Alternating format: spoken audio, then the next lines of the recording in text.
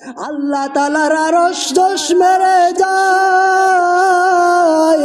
আল্লাহ কয় ও জিব্রাইল শোনো, যাও যাও আমার নবীর ঘরের মধ্যে যাও, আমার নবীর ঘরে ঢুইকা আমার নবীরে জানাও ওর গুনাহগার উম্মতের জন্য কাঁদে। ও যদি কাঁদে এই কান্না লাগবে না, আমি আল্লাহ আমার নবীর গুনাহগার উম্মতের গুনাহ মৃত্যুর যদি 1 বছর আগে মাফ চাই আমি মাফ করে দিই। وقال الشاعر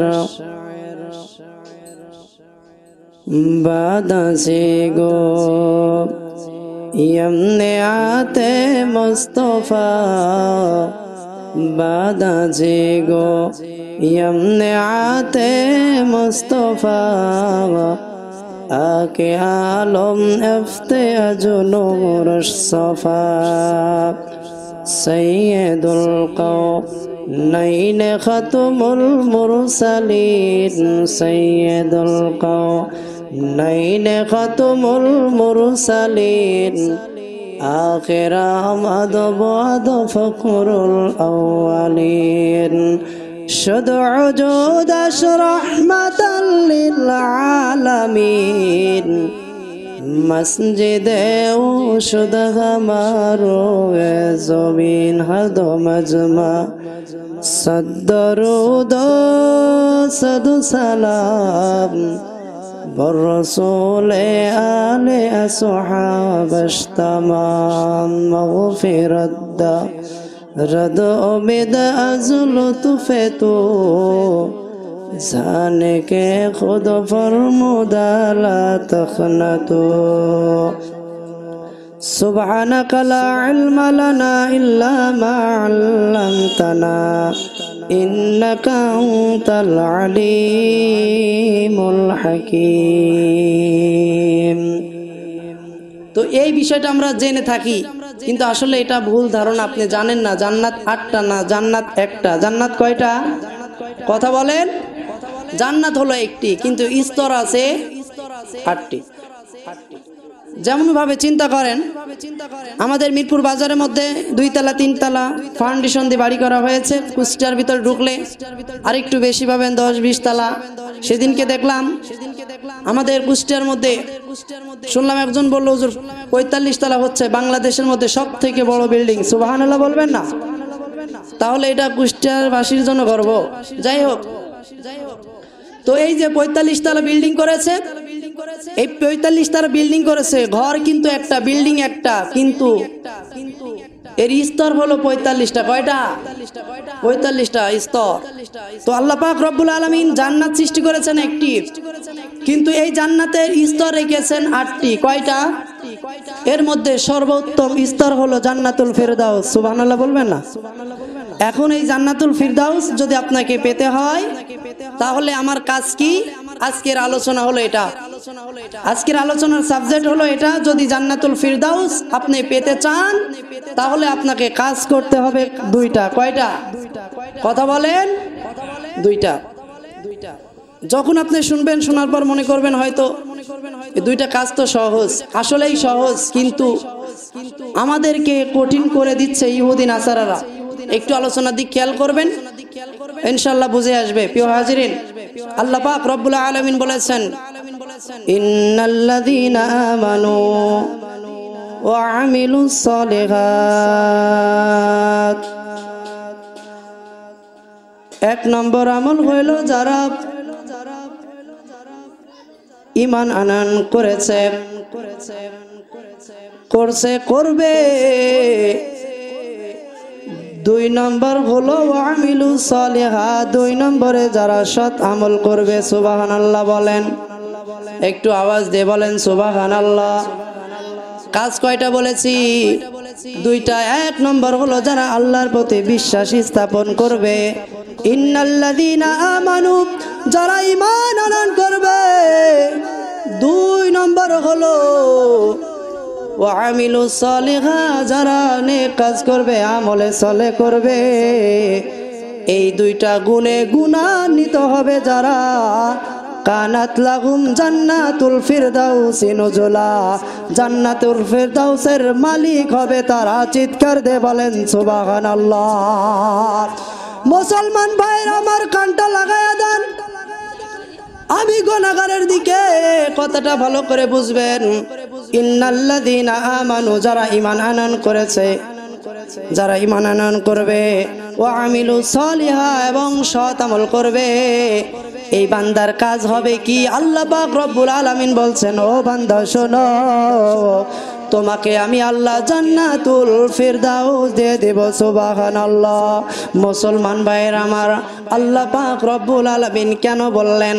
অথচ আমরা মুসলমান, তো আমার বাবাও মুসলমান, আমার মাও মুসলমান। আল্লাহর পয়গম্বরের আদর্শ সুন্নাত দিয়া আমার মা বাবার বিবাহ হয়েছিল, যার মাধ্যমে আমি সন্তান দুনিয়াতে এসেছি। দুনিয়াতে আমি আসার পর, আমি যখন দুনিয়াতে আসলাম, দুনিয়াতে আসার পরে আমি তো দুনিয়াতে এসেছি, কথাটা সত্য বাস্তব, কিন্তু আমি তো মুসলমানের ঘরে এসেছি। মুসলমান ভাইয়ের আমার, এই কথাটা যদি আপনি মেনে নেন, ক্ষণিকের জন্য ধরে নেন, সমস্যা নেই, কিন্তু একটা আয়াতের দিকে আপনি আসেন। আল্লাহ পাক বলেন, ইয়া আইয়ুহাল্লাযীনা আমানু আমিনু, হে ঈমানদারগণ তোমরা ঈমানদার হও। হে ঈমানদারগণ তোমরা ঈমানদার হও। তার মানে বুঝলেন কি? ঈমানদারের মধ্যে কোয়ালিটি আছে। বিশ্বনবী আল্লাহর পয়গম্বর, মুসলিম শরীফের হাদিস, ইমাম মুসলিম রহমতুল্লাহি আলাইহি হাদিস বর্ণনা করেছেন সিয়াজিত্তা কিতাবের মধ্যে। হাদিসটি বর্ণিত হয়েছে। মুসলমান ভাইয়ের আমার, আল্লাহর পয়গম্বর বিশ্বনবী প্রিয় সাহাবী আবু হুরায়রা রাদিয়াল্লাহু তাআলা আনহু, ঈমানের আল ঈমানু বিজুনা সাবউনা শুবাতান ফাদালুহা কাউলু লা ইলাহা ইল্লাল্লাহ। আল্লাহর নবীর সাহাবী আবু হুরায়রা বললেন, ঈমানের ৭৮টির অধিক শাখা রয়েছে। সুবহানাল্লাহ বলেন। মুসলমান ভাইরা আমার, কথাগুলো ভালো করে বুঝেন। আল্লাহ তাআলা বললেন, ইয়া আইয়ুহাল্লাযীনা আমানু, হে ঈমানদারগণ তোমরা ঈমান আনো, ঈমানদার হও, পাক্কা ঈমানদার হও। আল্লাহ পাক বলেছেন ঈমানদার হতে, পরিপূর্ণ ঈমানদার হতে। কেন বললেন এই কথা? অথচ আল্লাহ তাআলা সূরাতুল কাফের ভিতরে বললেন, যারা ঈমান আনয়ন করেছে এবং সৎ আমল করবে তাদের জন্য আমি জান্নাত দিব। তাহলে এই কথা কেন বলেছেন? একটুখানি খেয়ালটা লাগায়া দেন। মুসলমান ভাইয়ের আমার, আমরা মুসলমান, দুনিয়াতে এসেছি আল্লাহর পয়গম্বরের আদর্শ নিয়ে দুনিয়াতে আসলাম। যখন আমি দুনিয়াতে এসেছি, আমার ডান কানে আজান দেওয়া হলো, বাম কানে ইকামত দেওয়া হয়ে গেল। ডান কানে আজান, বাম কানে ইকামত দিয়ে আমার জীবন শুরু করে দিল নবীর আদর্শ দিয়ে। মুসলমান ভাইয়েরা আমার, এই যে নবীর আদর্শ দিল, আমি মানুষটা ছোট্টবেলা থেকে আস্তে আস্তে হাঁটি হাঁটি পা পা করে বড় হতে থাকলাম। যেই মাত্র বড় হতে থাকলাম, বড় হইতে হইতে হইতে হইতে এমন একটা সময় আসলো, আমি সব কিছু বোঝা শিখে গেলাম। যখন বোঝা শিখেছি, এমন বোঝায় আমি শিখলাম, বোঝা শিখতে শিখতে আল্লাহর পয়গম্বরের হাদিস এবং আল্লাহ তাআলার কোরআনের ওপর আমি বেশি বোঝা শিখে গেছি। কথা বলেন ঠিক কিনা? রাগ করছেন নাকি আপনারা? রাগ করার কিছু নাই, কথাটা ভালো করে বুঝেন। এখন বলবেন, হুজুর তাহলে আমরা কিভাবে আল্লাহর কোরআন এবং হাদিসের, বিশ্বনবীর হাদিসের ওপরে উঠলাম? একটুখানি কানটা লাগান। গোটা সমাজের মধ্যে, ধ্বংসের মধ্যে মুসলমান জাতি, আমি তো বলি সর্ব জায়গায়, সব জায়গায় আমি একটা কথা বলি যে আমরা মুসলমানের ঘরে জন্মগ্রহণ করেছি বলেই আমরা কবরে মুসলমান হিসাবে যাব, এটা কখনো হতে পারে না। আমরা মুসলমান হিসাবে দুনিয়াতে এসেছি, আমার বডিটা কবরের মধ্যে কাফের হিসাবেও যেতে পারে। যদিও আমার বড় বড় ইমামগুলো এসে, বড় বড় মুফতি সাহেব এসে, বড় বড় আলেম উলামা এসে, মাদ্রাসার তলাবায়ে জমে এসে, যুবকেরা এসে, হাজী সাহেব এসে, মানুষগুলো আমাকে দাফন করবে, তারপরেও আমার কবরে শান্তি নাই। একটাই কারণ তুমি দুনিয়াতে চলেছো 2 নম্বরে বাটপারি করে। 2 নম্বর বাটপারি করে যদি মুসলমান চলে, বলেন তো এই মুসলমান কি জান্নাতে যেতে পারবে? কথা বলেন না, কে জান্নাতে যেতে পারবে? জান্নাতে যেতে পারবে না। আচ্ছা বলেন তো দেখি, বিবেক সচেতন মুসলমান আপনারা একটুখানি কথাটা খেয়াল করুন, একটুখানি কথাটা খেয়াল করবেন। সেটা হলো, আমি একজন যুবক মানুষ, আপনি একজন মানুষ, মশারি টাঙিয়েছেন খাটের ওপরে, অর্ধেক বডি মশারির মধ্যে ঢুকালেন আর অর্ধেক বের করে রাখলেন। বলেন তো মশাই কামড়াবে কি কামড়াবে না? কথা বলেন। মনে হয় শুধু পায়ে কামড়ালে আর গায়ে ব্যথা লাগবে না, এরম কিছু না, পুরা গায়ে বুঝতে পারবেন যে আমাকে জ্বালাচ্ছে। কথা বলেন ঠিক কি না মুসলমান ভাইয়ের আমার? তাহলে বুঝলেন যে আপনি শরীরের অর্ধেক যদি মশারির মধ্যে রেখে আর অর্ধেক বাইরে রেখে যদি আপনি এরকম আপনার অবস্থা হয় যে আপনাকে মশাই কামড়াবে, আপনার শরীরে আঘাত আনতেছে, আপনি বুঝতে পারছেন, তাহলে আপনি মুসলমান। একটা নাম লিখে দিয়েছেন, এক নামের অংশ মুসলমানের ভিতরে, আর আপনার কাজকর্ম সব নাস্তিকদের সাথে। বলেন তো আপনার স্থান কি জান্নাতে হবে? কথা বলেন হবে? এখন বলবেন হুজুর কিভাবে হবে? এখানে যতগুলো মানুষ আছেন আপনাদের মুশাররফপুর এলাকাতে নাই, আমাদের এলাকাতে আছে। এমন একটা বাড়ি নাই যেই বাড়ির মানুষগুলা ব্যাংকের সাথে লেনদেন নাই। কথা বলেন না কে? এরকম নাই? আরে অবস্থা। কত মসজিদ আছে, এই জন্য তো মসজিদের ইমাম সাহেবকে ওই সুদের টাকা দিয়ে বেতন দেওয়া হয়। তো এই জন্য মসজিদের ইমাম সাহেব এত সুন্দর বয়ান করে, তারপরে মুসল্লিদের দিলে লাগে না। একটাই কারণ, কেন জানেন? এই একটাই কারণ যে ওর মধ্যে সুদের টাকা ঢুকছে, ওর ভিতরে সুদের টাকা ঢুকে ওর কলবটা পুরো নষ্ট হয়ে গেছে। প্রিয় হাজিরিন, যে কথা বলছিলাম, বাংলাদেশে যত ব্যাংক আছে, সরকারিগুলো আমি বলবো না, বুঝতে পারছেন? সরকারিগুলো আমি বলতেছি না, বেসরকারি ইত্যাদি যেগুলো আছে সেগুলোর কথা বলতেছি। যেরকম দেখেন ইহুদি নাসারারা আমাদেরকে কতটুকু নষ্ট করতেছে, একটুখানি খেয়াল করেন। বাংলাদেশে যে ব্যাংকগুলো আছে, সোনালী ব্যাংক, অগ্রণী ব্যাংক ইত্যাদি আছে, পাশাপাশি আরেকটি ব্যাংক আছে ইসলামী ব্যাংক। কত সুন্দর একটা নাম, নামটা কি খারাপ? কি আপনারা রাগ করছেন নাকি? ইসলামী ব্যাংক নামটা কি খারাপ? আচ্ছা বলেন তো, এই ব্যাংকে মনে হয় সুদ নেয় না? সুদ নেয়, একটু কম নেয়, এটাই তো পার্সেন্টেজ একটু কম। আচ্ছা বলেন, বিবেক সচেতন মানুষ আপনারা, আপনাদের কাছে আমার একটা প্রশ্ন থাকবে, একটা দাবি। আল্লাহ পাক রব্বুল আলামিন মদকে হারাম করেছে। কি কে হারাম করেছেন? মদকে হারাম করেছেন। আপনি মনে করলেন আমি এক বোতল খাবো না, আমি হাফ বোতল খাবো। আচ্ছা বলেন তো দেখি, আপনার কি ওটা হারাম হবে কি হবে না? কথা বলেন না কেন? হারাম হবে না? হারাম হবে। তাহলে এক বোতল মদ সম্পূর্ণই হারাম, এরপর আপনি অর্ধেক খাবেন, অর্ধেক রেখে দিলেন, আমি অর্ধেক খাবার অর্ধেক খাবো না।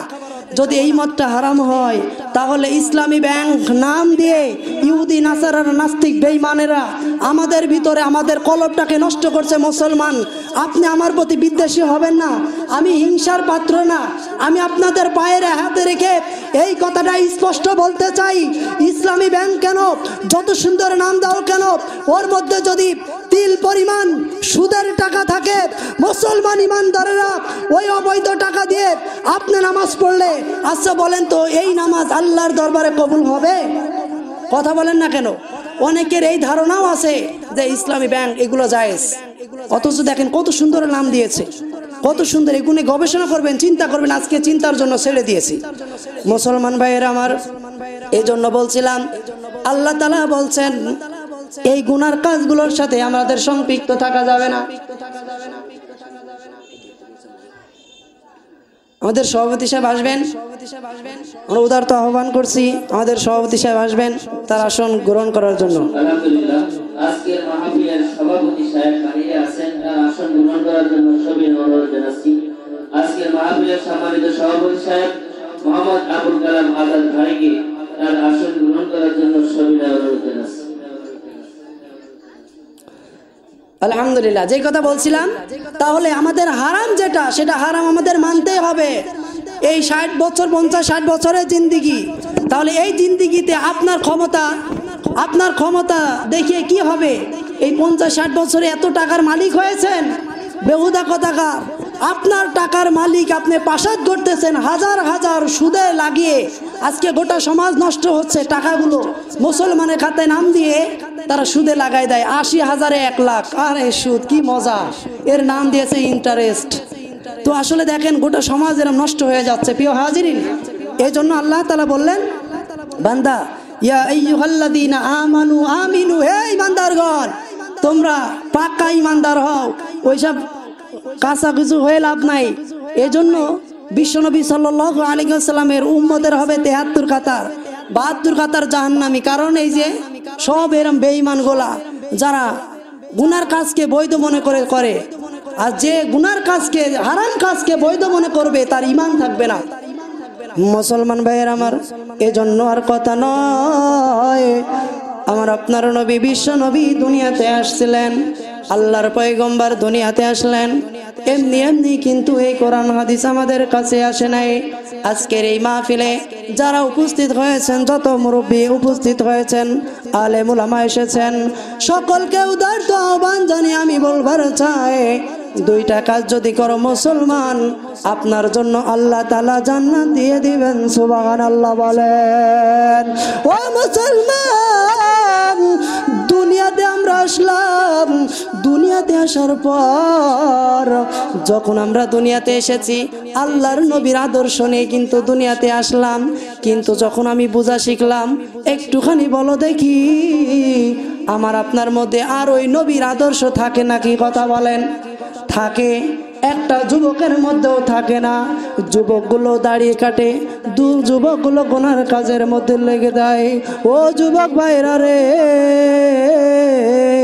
তোদের হাত পায়ে ধরে বলি যুবক, আমিও তো তোর মতো একটা যুবক, তাহলে কেন তুমি এরকম গুনার কাজ করো?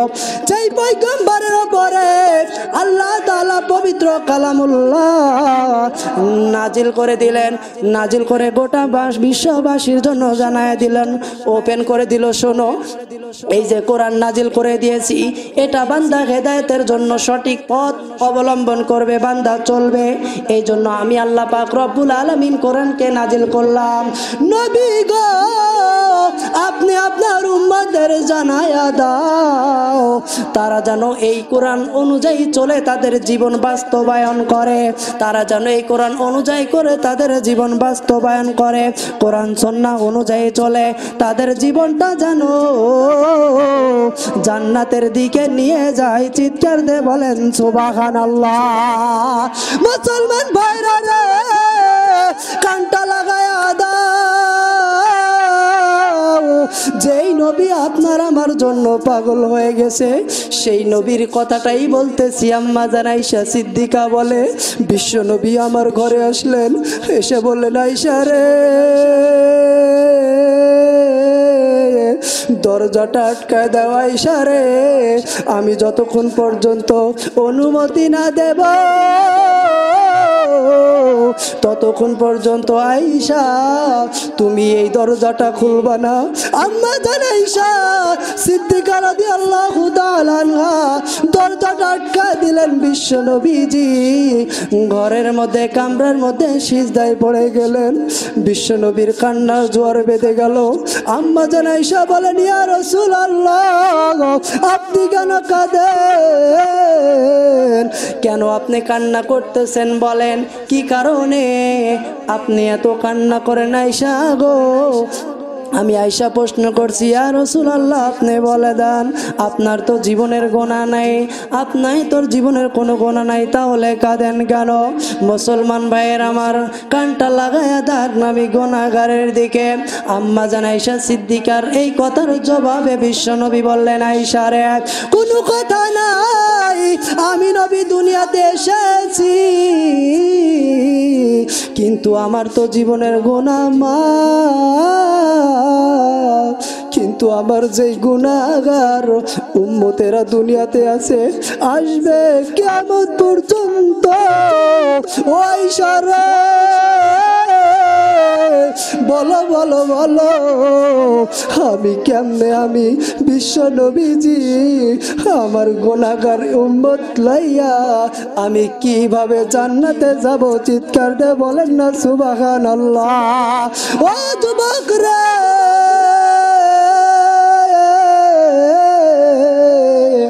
কানটা লাগাইয়া দাও। বিশ্ব নবীজির সিজদায় পড়ে আছেন। হঠাৎ এমন সময় সিদ্দিকে আকবর হযরতে আবু বকর সিদ্দিক রাদিয়াল্লাহু তাআলা আনহু আসলেন দরজার কাছে। দরজার কাছে আসছে, দরজা কড়া লাগাই, দরজা বাড়ি দেয়। আবু বকর সালাম দেয়, আসসালামু আলাইকুম ইয়া রাসূলুল্লাহ। ওগো আল্লাহর হাবিব, দরজাটা খুলে দাও, আমি আসছি আবু বকর সিদ্দিক আকবর, আয়েশার বাবা আসছি। ইয়া রাসূলুল্লাহ, দরজাটা খুলে দাও। আয়েশা দরজা খুলবে, বিশ্ব নবী বললেন, আয়েশা রে, আমি কি তোমাকে বলেছি দরজা খোলার জন্য? না না, তুমি দরজা খোলার জন্য যাবা না। সুবহানাল্লাহ বলেন। বলতে ইয়া রাসূলুল্লাহ, আমার বাবা আসছে দরজার কাছে, আমি কি যাব না? কয় না, দরজার কাছে যাইবা না ততক্ষণ আমার আল্লাহ জিব্রাইলকে পাঠাইয়া দেবে না যতক্ষণ। সুবহানাল্লাহ বলেন। আরো জোরে বলেন না সুবহানাল্লাহ। আপনাদের কি কথা বুঝতে অস্পষ্ট সমস্যা হয়? তাহলে খেয়াল দেন, আবু বকর দরজায় কড়া লাগাইলেন, দরজা খুললেন না। কিছুক্ষণ পর হযরতে ওমরে ফারুক রাদিয়াল্লাহু তাআলা আনহু দরজার কাছে আসলেন। সুবহানাল্লাহ বলেন।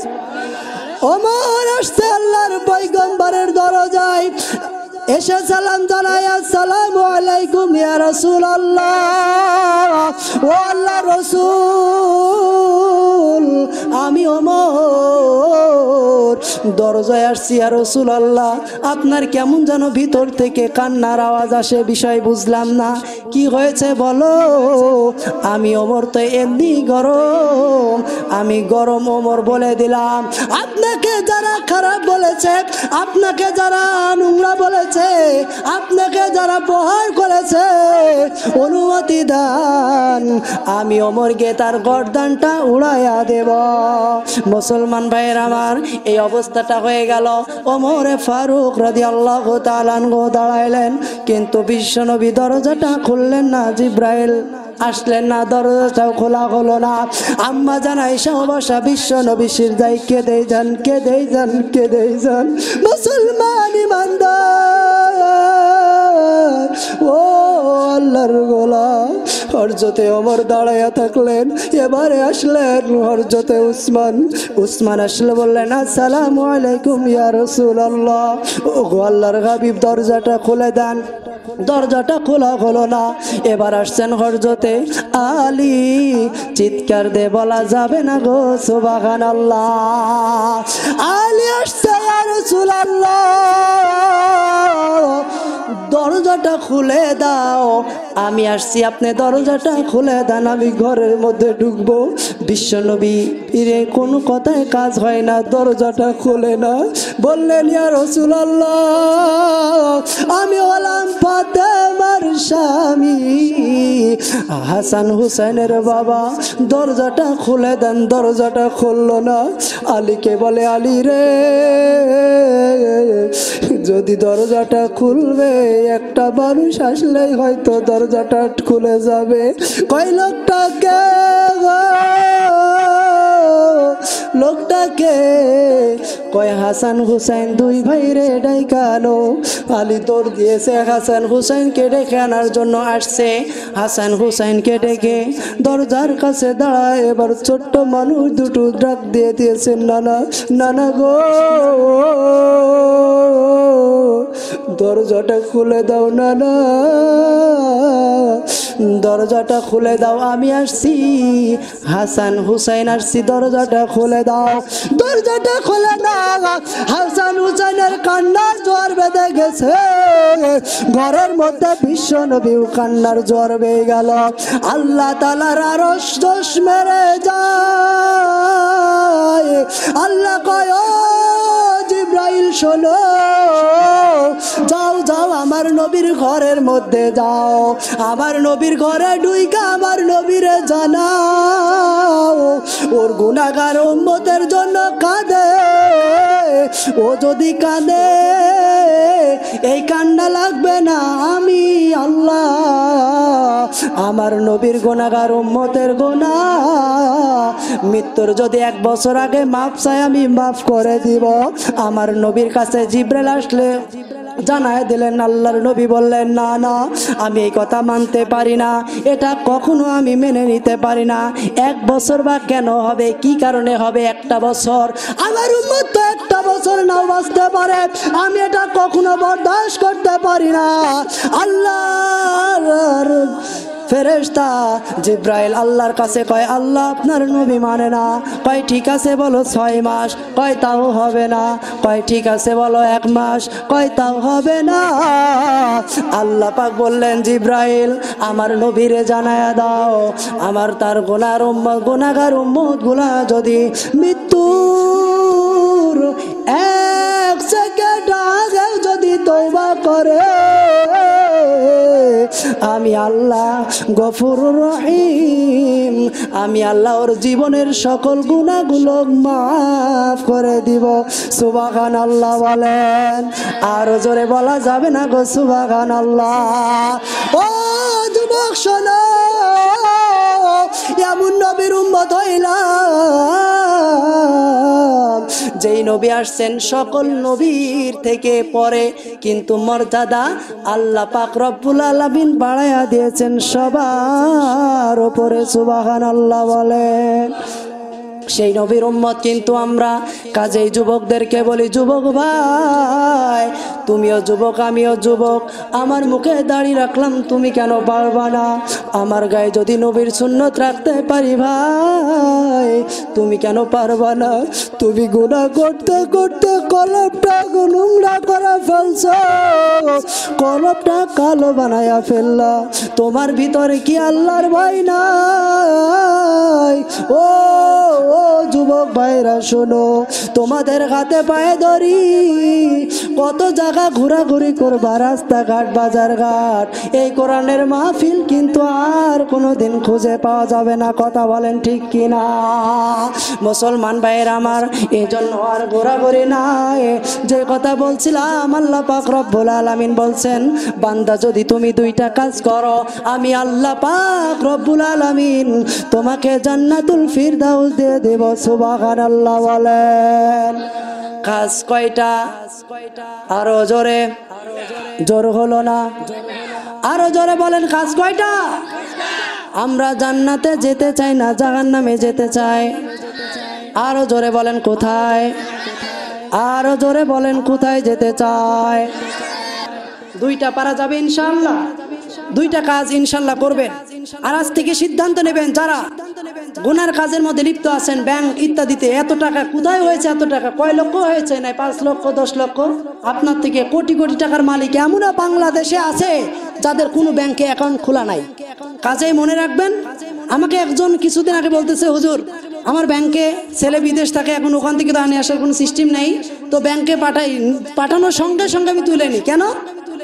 তো বলতেছে যেন ওটা সুদ না বেড়ায়, এই সিস্টেমে আমি যাই সাথে টাকা তুলে আনি, ওর মধ্যে আমি পড়ি না। তবে যাই হোক, ও খাক আর না খাক, ওর ভিতরে একটা জিনিস ঢুকছে যে ব্যাংকে রাখা যাবে না, রাখলে টাকা বাড়তে থাকবে। হাজিরিন, যাই হোক ইনশাআল্লাহ আমরা পাক্কা ইমানদার হতে চাই। রাজি আছেন ইনশাআল্লাহ?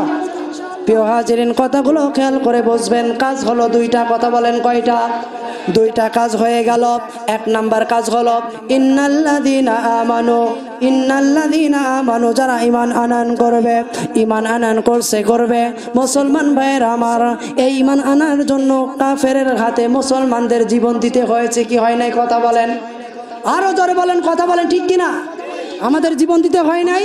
সামান্য ইন্ডিয়ার হাত থেকে বাংলাদেশকে স্বাধীনতা করে আনতে গিয়ে শেখ মুজিবের তত্ত্বাবধানে এ বাংলাদেশের লক্ষ লক্ষ হাজার হাজার মা বোনদের ইজ্জত হানির বিনিময়ে এই বাংলাদেশ স্বাধীন হয়েছিল। কথা বলেন ঠিক কিনা? মুসলমান ভাইয়ের আমার, কাজেই আমরা সেলুট জানাই শেখ মুজিবুর রহমানকে, যার তত্ত্বাবধানের আরে, যার কথাগুলো সব কিছু আপনারা শুনবেন, তার ভাষণ, তার প্রত্যেকটা কথাগুলো কেমন জানো? দেশ প্রেমিক, আল্লাহর প্রেমিক হিসাবে এই কথাগুলো বলেছেন। আল্লাহর পয়গম্বরের পাঠানো সৈনিক হিসাবেই আল্লাহর পয়গম্বর ওমরের মতো বীর পালোয়ান সাবির আদর্শ নেই শেখ মুজিবুরও ভাষণ দিয়েছিলেন, আমরা এই দেশকে স্বাধীন করে ছাড়বো ইনশাআল্লাহ। কথা বলেন ঠিক কিনা? প্রিয় হাজিরিন, কাজেই এদেশ স্বাধীন হয়েছে, এদেশের কোনো নোংরামি অন্য দেশের কোন নোংরামি এদেশের মধ্যে ঢুকতে পারে? কথা বলেন, ঢুকতে পারে? কখনো ঢুকতে পারে না। আর যদি ঢুকে, এদেশের 95% মুসলমান, যে দেশে 95% মুসলমান থাকা সত্ত্বেও 5% হিন্দু খ্রিস্টান বৌদ্ধ যে দেশের মাটিতে বসবাস করে, 95% মুসলমান যদি শুধু মুখের নালা থুতু ফেলে, 5% হিন্দু বেঈমান নাস্তিক মুরতাদরা মুসলমানদের থুতুর মধ্যে ডুবে যাবে। কথা বলেন ঠিক কিনা? প্রিয় হাজিরিন, কাজেই মনে রাখতে হবে, আমাদের এই দেশ অনেক কষ্ট করে শেখ মুজিবুর রহমানের নেতৃত্বে এদেশ স্বাধীন হয়েছিল। কাজেই আমরা তার জন্য দোয়া করব, যার ফলে আমরা মুসলমানত্ব দেশ পেয়েছি, কিন্তু আমাদের কাজকর্ম সব নাস্তিকদের মতো। কথা বলে ঠিক কিনা? প্রিয় হাজিরিন, এই জন্য আমার কথাগুলো লক্ষ্য রাখেন। আমরা যে বসবাস করতেছি, আমাদের ইমান হারা হয়ে যাচ্ছে, ইমান চলে যাচ্ছে। প্রিয় হাজিরিন, কত পদ্ধতিতে ইমান চলে যায়। এই জন্য কথাগুলো ভালো করে বুঝেন। ইমান আমাদের কতগুলো পদ্ধতিতে চলে যায়। আল্লাহর পয়গম্বর যেদিন দুনিয়াতে আসলেন, আল্লাহর পয়গম্বর দুনিয়াতে এসে অনেকগুলো মর্যাদাগুলো প্রকাশ পেয়ে গেল। কিন্তু মুসলমান ভাইয়েরা আমার, আল্লাহর পয়গম্বর দুনিয়াতে আসার পর আস্তে আস্তে এবার দিনের দাওয়াতের কাজ শুরু করলেন। এক পর্যায়ে মুসলমানের বিশ্বনবী সকলকে মুসলমান বানানোর কাজ শুরু করে দিলেন। মুসলমান বানাই কথা তো সত্য, কিন্তু মুসলমান এই দেশের মুসলমান নয়, তাম পৃথিবীর মধ্যে বিশ্ব নবী মদিনাতে, মক্কা মদিনায় থেকে তাম পৃথিবীর মধ্যে মুসলমান সয়লাভ করে দিয়েছেন। কথা বলেন ঠিক কিনা? মুসলমান ভাইয়ের আমার, সেই মুসলমানিত্ব মুসলমানদেরকে করতে গিয়ে জীবন দিয়েছেন আল্লাহর রাস্তায়। এরকম ভাবে মা বোনরাও ইজ্জত দিয়েছেন। যে দেশের 95% মুসলমান, আমাদের বাংলাদেশের স্বাধীনতা আনতে গিয়ে মা বোনের ইজ্জত দিয়েছেন, জীবন দিয়েছেন। কথা বলেন ঠিক কিনা? মুসলমান ভাইয়ের আমার, যে দেশের স্বাধীনতা ইসলাম রাখতে গিয়ে জীবন দিয়েছেন মা বোনেরা, সেমনি ভাবে পূর্বের যুগে প্রত্যেকটা নবীর যুগে মা বোনেরা নয়, ছোট্ট ছোট্ট বাচ্চাগুলা ইসলামের জন্য জীবন দিয়ে দিয়েছেন। সুবহানাল্লাহ বলেন। মুসলমান ভাইয়ের আমার, আমরা একজন বাচ্চার নাম শুনেছি, মিস্টার ফেরাউন। নাম শুনেছেন আপনারা? নাম শুনেছেন? সবাই শুনেছেন। এই মিস্টার ফেরাউন কি করলো? মিস্টার ফিরাউনের একটা কন্যা ছিল। এই কন্যার চুল বিন্যাসকারী একজন মহিলা ছিল। এই ফিরাউনের কন্যার চুল বিন্যাসকারিণী, তার খেদমতের জন্য, তার চুল ইত্যাদি গুলো কাজ খেদমতের জন্য একজন মহিলা ছিল। এই মহিলা শুধু একাই নয়, এই মিস্টার ফিরাউনের এই মেয়ের পিছনে মহিলা নয়, আরো 5টা সন্তান এই মহিলার ছিল। এর স্বামীও এই ফিরাউনের বাড়িতে থাকতো। ফিরাউনের অত্যন্ত কাছের মানুষ ছিল, অত্যন্ত কাছের মানুষ। এর স্বামী এই মহিলাটা যখন ঈমান গ্রহণ করলেন, গোপনে স্বামীও ঈমান গ্রহণ করলেন, ছোট ছোট বাচ্চাদেরকে ঈমান আনলেন। সুবহানাল্লাহ বলেন। ইন্নাল্লাযীনা আমানু, তারা ঈমান আনয়ন করেছিল। কেমন ঈমান তাদের ছিল একটুখানি খেয়াল করেন। মুসলমান ভাইয়ের আমার, যখন ফিরাউনের এই মেয়ের কন্যার চুল বিন্যাসকারিণী এই মেয়েটি যখন ঈমান গ্রহণ করলেন, এক পর্যায়ে অনেক বড় কথা, তার স্বামীর ঈমান আনার কথাটা ফিরাউন জেনে গেল। কে জেনেছে? কথা বলেন, কথা বলেন। ফিরাউন যখন জেনে গেল, ফিরাউন যেই মাত্র জানছে আমার সাথে থেকে আমার সাথে গাদ্দারি, তোকে আর আমি রাখবো না, তোর জীবনের মতো শেষ করে দিব। আচ্ছা বলেন তো দেখি, আমাদের দলের মধ্যে, আমাদের দেশে যারা আওয়ামী লীগ করে, এই দল যারা করে, এরা যদি আওয়ামী লীগের বিরোধিতা করে, বলেন তো এই ব্যক্তিকে কি এই দলের মধ্যে রাখবে? কথা বলছেন না কেন? বিএনপির সাথে যদি করে, বিএনপিও তাকে ওই দলের মধ্যে রাখবে। জামাত ইসলামের সাথে যদি কেউ গাদ্দারি করে, তাকে কি জামাত ইসলামের মধ্যে আর রাখবে? কোন দলের সাথে গাদ্দারি করলে কিন্তু তাকে আর রাখবে না। ঠিক ফিরাউন বলল, এই ব্যক্তি, একে আর রাখা যাবে না, একে জীবনের মতো শেষ করে দাও। ফিরাউনের বিরোধিতা যারাই করেছে সাথে সাথে তাকে শেষ করে দিল। ফিরাউন বলল, একে আর রাখা যাবে না, একে শেষ করে দিতে হবে। তাহলে শেষ করার পদ্ধতিটা কি হবে?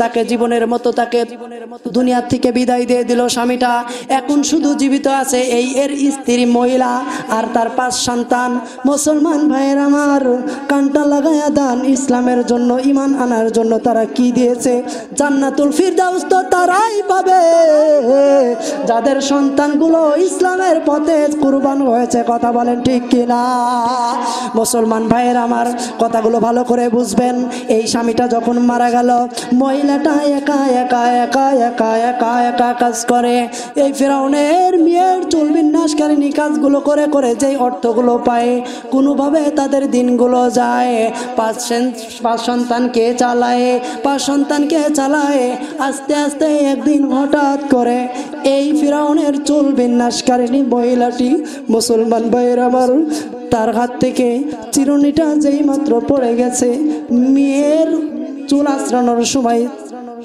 যেই মাত্র পড়ছে তো মুসলমান ইমান ভিতরে ভিতরে ইমান এই মহিলাটা চিরুনিটা পড়ে যাওয়ার সঙ্গে সঙ্গে উঠানোর সময় বিসমিল্লাহ বলেছেন আল্লাহু আকবার বলেন কি বলেছে বিসমিল্লাহ বলছে ফিরাউনের মেয়ে অমনি অবাক হয়ে গেল এই বিসমিল্লাহ বললে বলো তো এর মানে কি বিষয়টা তো বুঝলাম না তুমি কাকে খোদা মানলে কই আমার একজন খোদা আছে আর গোপন কথা ভিতরে রাখলেন না এবং গোপন কথাগুলো ওপেন করে দিয়েছেন সুবহানাল্লাহ বলেন আর জোরে বলেন আল্লাহু আকবার মুসলমান ভাইয়ের আমার কথাগুলো ভালো করে বুঝেন এই মহিলাটা বলল এবার আমি আমার জীবনকে কি করে দিব নিস্তব্ধ করে দিব আমার জীবন আমি ইসলামের জন্য ঈমান এনেছি সব দিয়ে দিব আর আমি কখনো আমার ঈমানকে গোপন রাখবো না আমি হক কথা বলেই যাব আর আমি কখনো আমার আওয়াজকে আমি নিস্তব্ধ করব না সুবহানাল্লাহ বলেন মুসলমান ভাইয়ের আমার এই জন্য যারা আল্লাহর সৈনিক হয়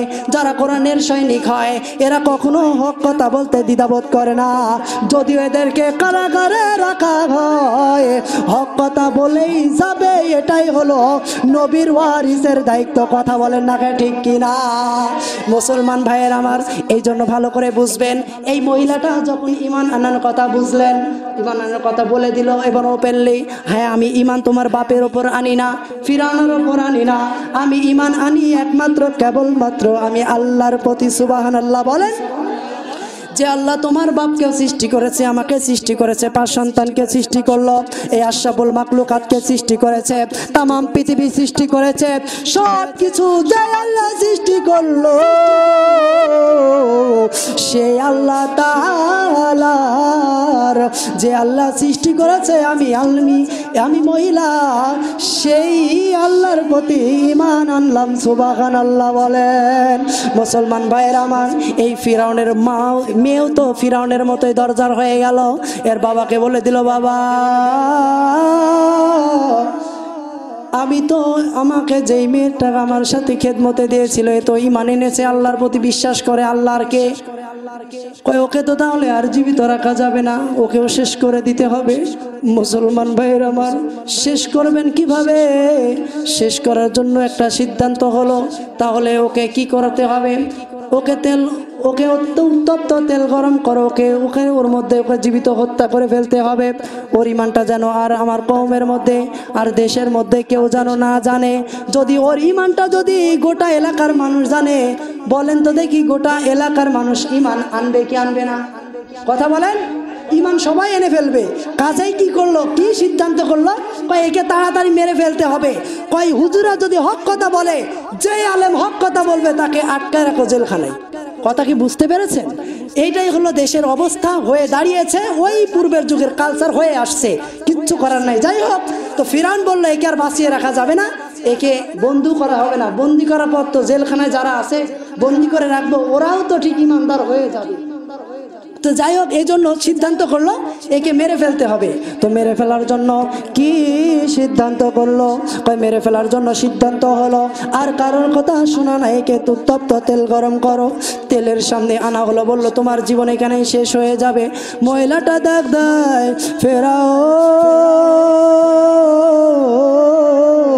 তুমি যত মারো মারো আমাকে, যতবার তেলের মধ্যে দাও আমার জীবন শেষ করে দাও। আমি ফিরাউন, আমি মহিলা বলে দিলাম, ও ফিরাউন শোন, আমি আল্লাহর প্রতি ঈমান ছাড়বো না। আল্লাহু আকবার বলেন। মুসলমান ভাইয়ের আমার, ইমানের জোশ আরো বেড়ে গেল। কয় এইভাবে তো কায়দা করলে হবে না। ওর সন্তান আছে কয়টা? কয়টা বলছিলাম? 5টা সন্তান। 5টা সন্তানকে সামনে আনা হলো। 5টা সন্তানকে সামনে এনে যখন দেওয়া হলো, এবার ফেরাউন অর্ডার করলো, ওর বড় সন্তানটারে আগুনের মধ্যে দাও। মুসলমান ভাইয়েরা আমার, একটুখানি খেয়াল রাখেন। 5টা সন্তান, মেঘ বৃষ্টি হলে যেমনি ভাবে বাচ্চাগুলো, মুরগির বাচ্চা তার মায়ের পেটের মধ্যে ঢুকে যায়, ঠিক 5টা সন্তান দৌড়াই গিয়ে মাকে জড়াইয়া ধরছে। মা, আমার জীবন চলে যাবে মা, তারপরেও তুমি কিন্তু ঈমান ছাড়ো না। মা ডাক দেয়, বাবা তোর ঈমান চলে যাবে, আর তারপরেও আমি ফিরাউনের প্রতি আর বিশ্বাস করব না। আমি বিশ্বাস কেবলমাত্র আল্লাহর ওপর করবো। সুবহানাল্লাহ বলেন। মুসলমান ভাইয়েরা আমার, কথাগুলো ভালো করে একটু খেয়াল দেন। এই মহিলার কাছে পাগলের মতো 5টা সন্তান গেছে। 5টা সন্তান পাগলের মতো সন্তানটার জড়ায়া ধরছে, মারে মা, আর কোনোদিন হয়তো তোমার বুকে আসবো না, এই তেলের মধ্যে হয়তো আমার জীবন শেষ হয়ে যাবে। ফিরাউন করলো, এ জাল্লাদ, দেরি করো কেন? কেন?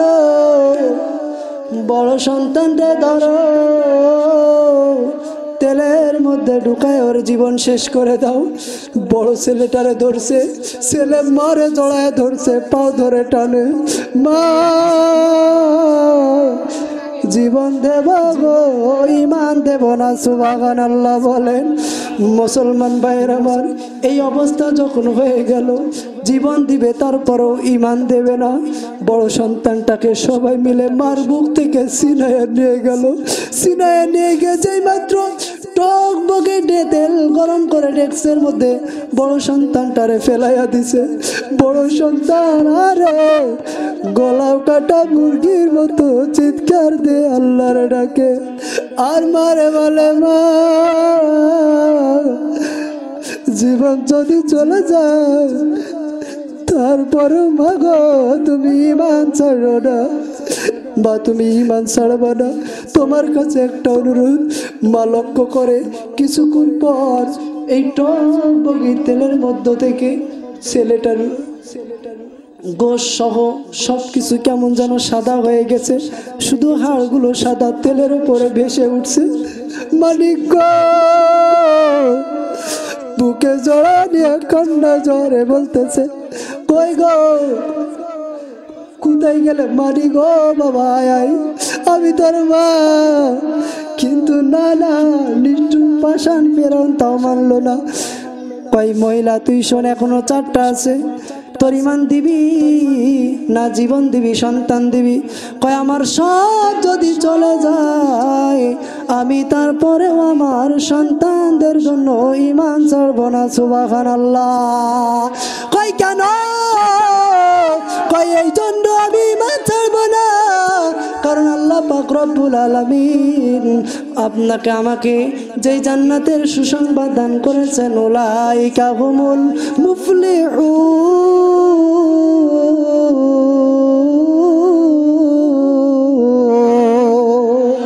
মুসলমান ভাইয়ের আমার, আমি সফল কাম হতে চাই, আমি অসফল হব এমনটা না। ফিরআউন বলল, ঠিক আছে তাহলে আর কোনো কথা নাই। এই জাল্লাদ ওই 4 নাম্বার সন্তানটারে এবার নিয়ে আবার গেছে, পাগলের মতো চারপাশ থেকে মারে জড়াই ধরছে।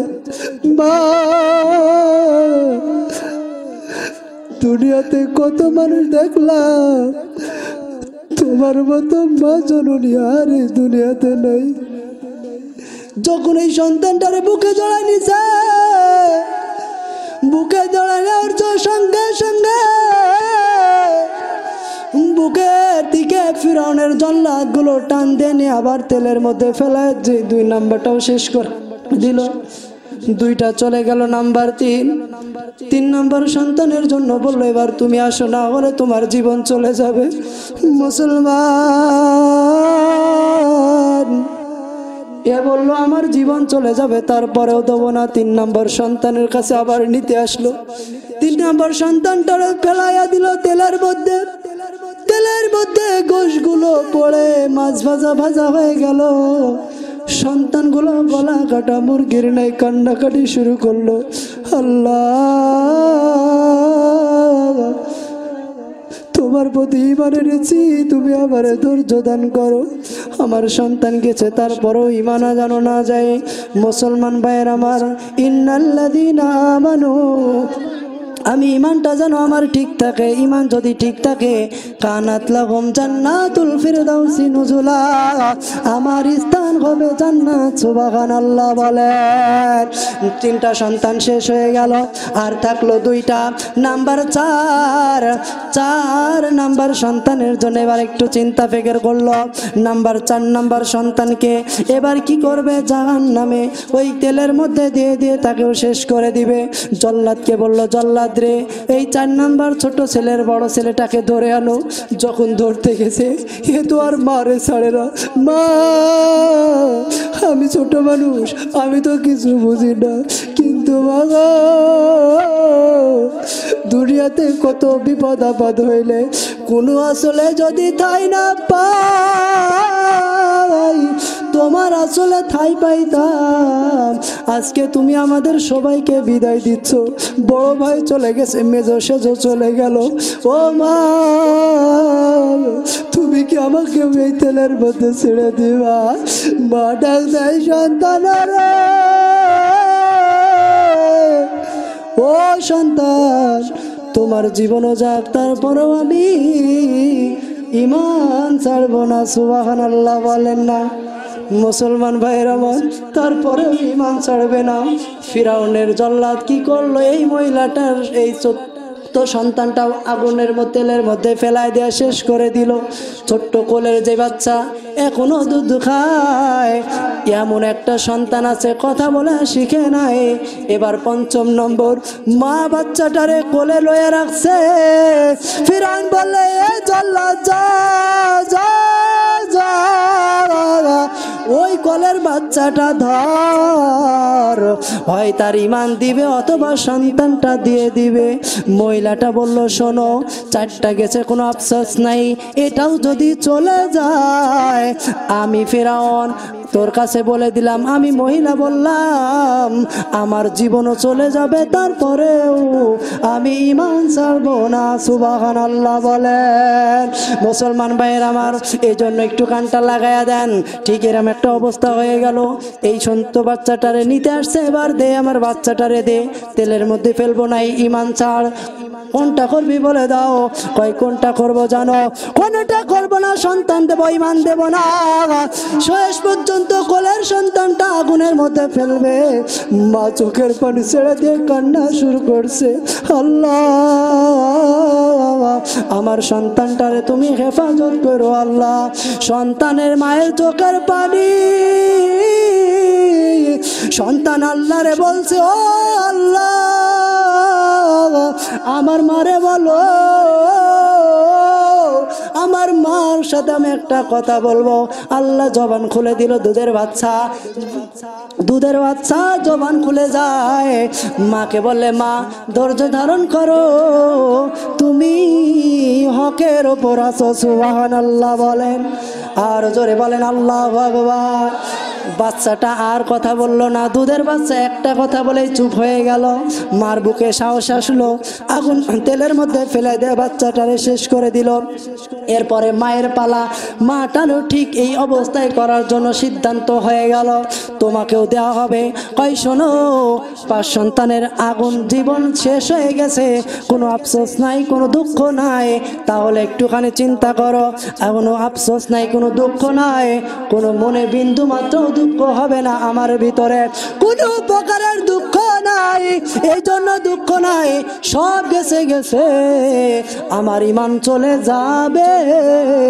শোনো, আমার সতীত্ব যাবে, তারপরও আমি ইমান ছাড়বো না। সুবহানাল্লাহ বলেন। মুসলমান ভাইয়ের আমার, এই জন্য কানটা খেয়াল করে দেন। জল্লাদ কি করলো? ফেরাউন বলল, শোনো, একে এইভাবে হবে না, একেও শেষ করে দাও, একে আর রাখা যাবে না, কারণ একে যদি রাখো এর কারণে আরো 10টা